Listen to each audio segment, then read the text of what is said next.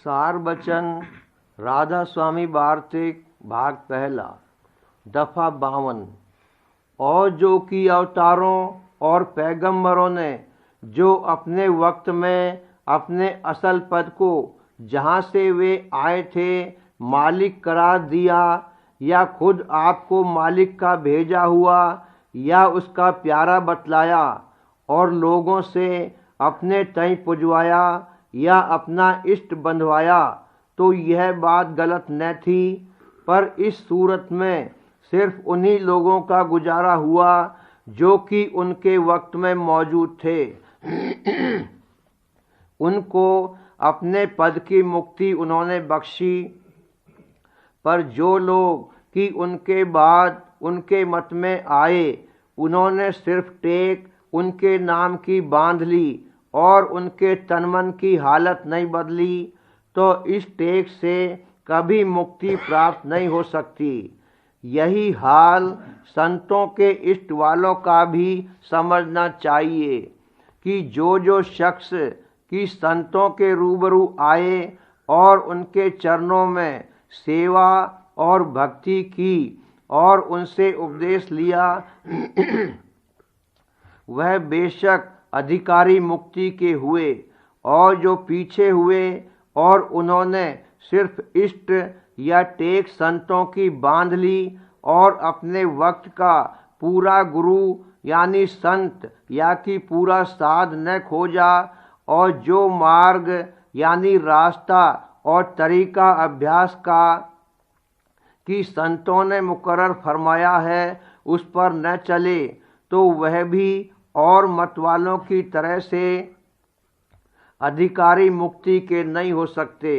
जैसा कि और लोग मूरत या तीरथ और पोथी और ग्रंथों की पूजा में लगे हैं, ऐसे ही जो संतों के घर के जीव भी पूजा समाज और झंडा और ग्रंथ वगैरह में लग गए और संतों के निस्वरूप और उनके पद का भेद और हाल रास्ते का और तरीका अभ्यास का मालूम नहीं हुआ, और बाहर मुखियों की तरह सिर्फ समाज और ग्रंथ वगैरह की टेक बांध ली, तो वे भी और मतों के बाहर मुखी पूजा करने वालों की तरह कर्म और भ्रम में अटक गए और मुक्ति की प्राप्ति उनको भी नहीं हुई।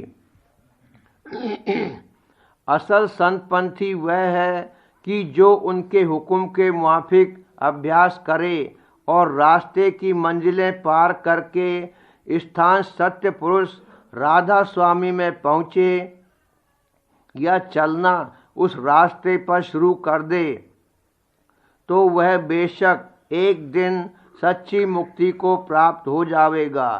खुलासा यह है कि जो पिछले महात्माओं या अवतारों या पैगंबरों या देवताओं का सिर्फ इष्ट धारण करने को उनका मत समझेगा, उसका कभी छुटकारा नहीं होगा।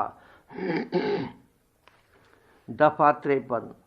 जो सच्चा खोजी है उसको चाहिए कि अपने वक्त के पूरे संत या पूरे साध का खोज करे, यानी पूरे सतगुरु जहाँ मिले उनका संग करे और उन्हीं में सब देवता और अवतार और महात्मा और संत और साध पिछलों को मौजूद समझकर तन मन से सेवा और प्रीत और प्रतीत करके अपना काम उनसे बनवावे। जैसे कि पिछले बादशाह चाहे बड़े मुंसिफ और दाता हुए, पर उनके हाल सुनने से या उनके नाम लेने से हमको दौलत और हुकूमत और ओहदा नहीं मिल सकता है। जो हमको उसकी चाह है, तो चाहिए कि अपने वक्त के बादशाह से मिलें, तब अलबत्ता काम हमारा बनेगा, नहीं तो खराबी और हैरानी के सिवाय और कुछ हासिल नहीं होगा। मौलवी रूम कहते हैं, चूँकि कर दी जाते मुर्शिद रा कबूल, हम खुदा दर जातस आमद हम रसूल, यानी पूरे सतगुरु और मालिक में भेद नहीं है, और मुर्शिद में और सतगुरु में मालिक और अवतार सब आ गए। यानी जो मालिक से मिलना चाहते हो तो फुकरा यानी संतों में सतगुरु का खोज करना चाहिए।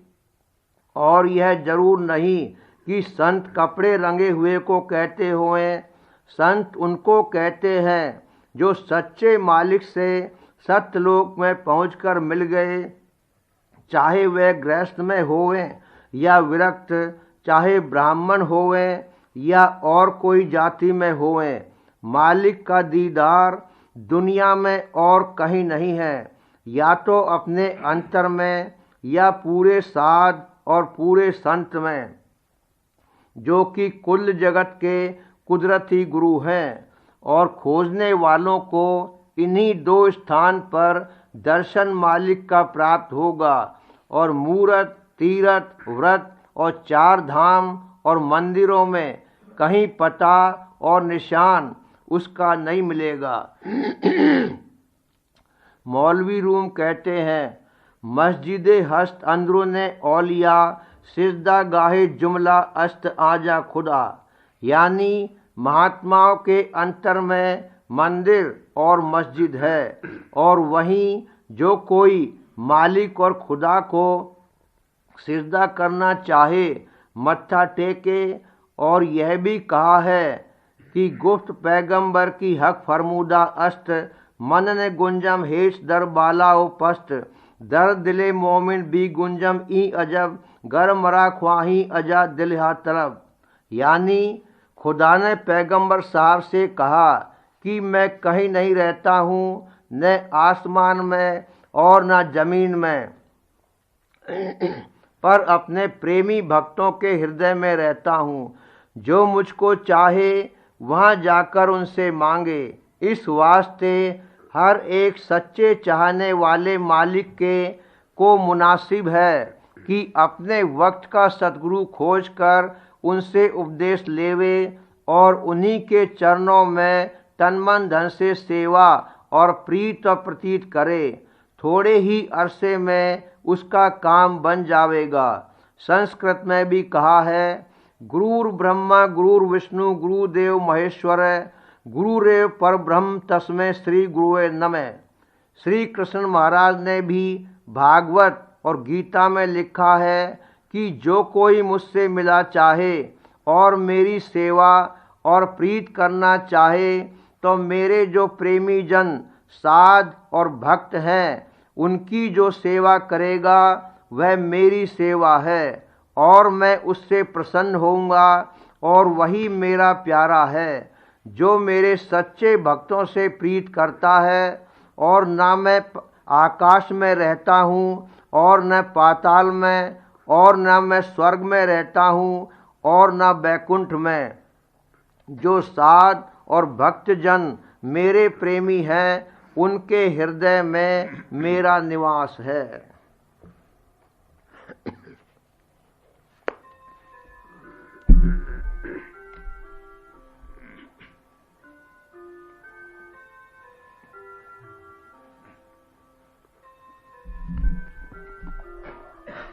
बचन बाबूजी महाराज, तीसरा भाग, बचन 43, आगरा 24/10/1938।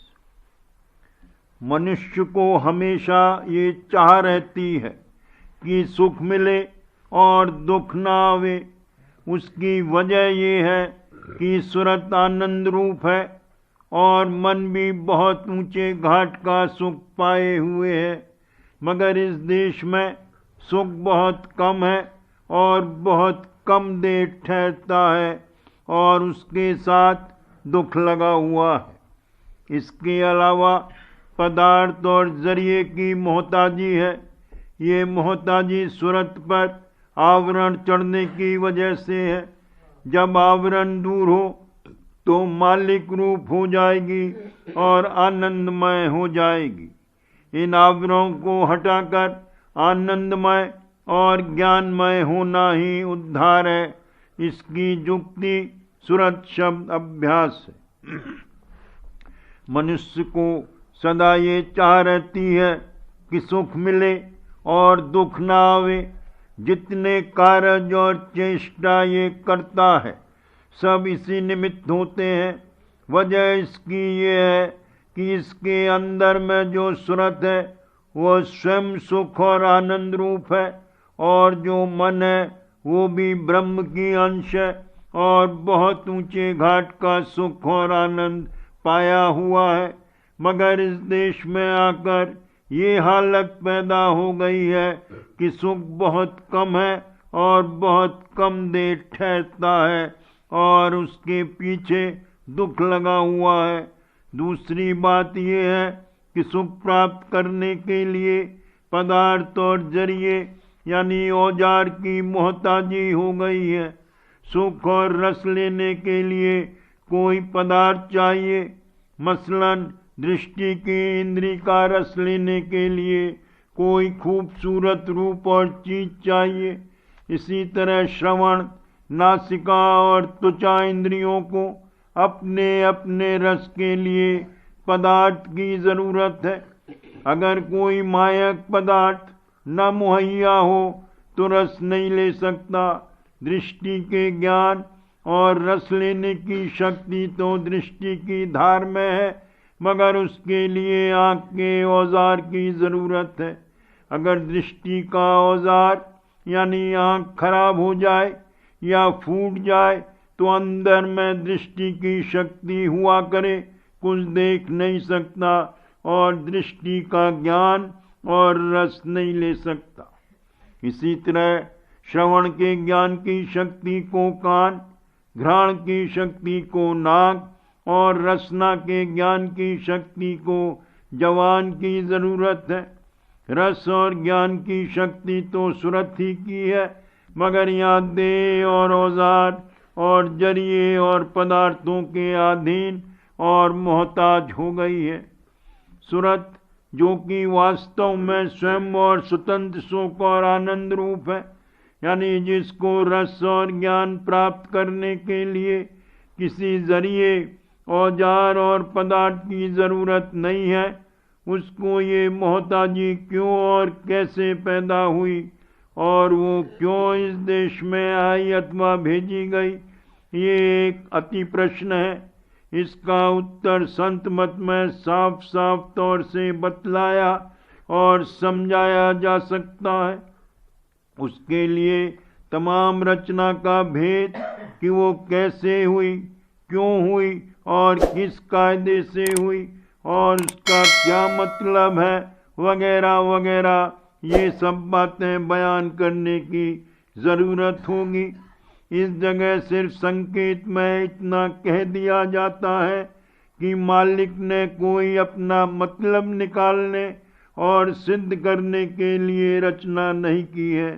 मालिक ने रचना की और सूरत को इस देश में भेजा तो इसमें सिर्फ सूरत का ही उपकार और फायदा है।